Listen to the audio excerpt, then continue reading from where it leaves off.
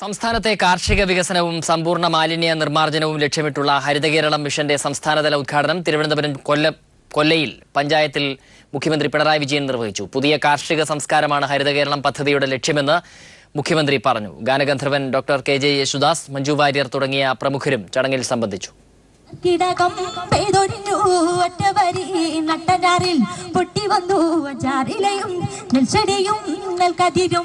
അമരവിള കളത്തറയ്ക്കൽ ഏലായിൽ പാടത്ത് ഞാറുനട്ടാണ് മുഖ്യമന്ത്രി പിണറായി വിജയൻ ഹരിതകേരളം മിഷന് തുടക്കമിട്ടത്.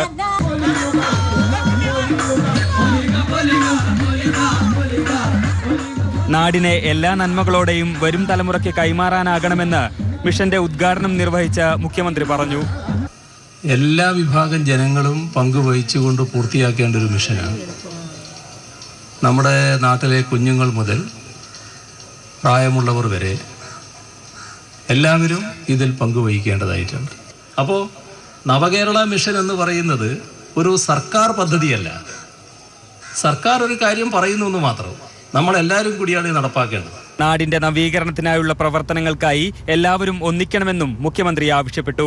മിഷന്റെ അംബാസിഡറായ ഗാനഗന്ധർവൻ യേശുദാസ് ചടങ്ങിൽ ഹരിതഗീതം ആലപിച്ചു.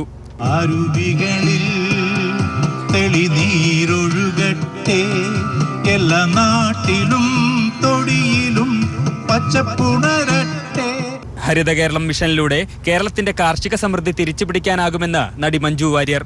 ഈ ഹരിത കേരളം എന്ന പദ്ധതി ഏറ്റവും ജനകീയമായ ഒരു ദൗത്യമായി, ഏറ്റവും ജനപങ്കാളിത്തമുള്ള ഒരു ദൗത്യമായി മാറും എന്നെനിക്ക് ഉറപ്പുണ്ട്.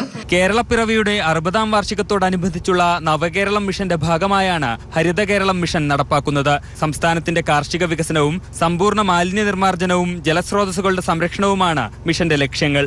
മിഷന്റെ സംസ്ഥാനതല ഉദ്ഘാടനത്തിനൊപ്പം പ്രാദേശിക തലങ്ങളിലും ഉദ്യമത്തിന് തുടക്കമായി.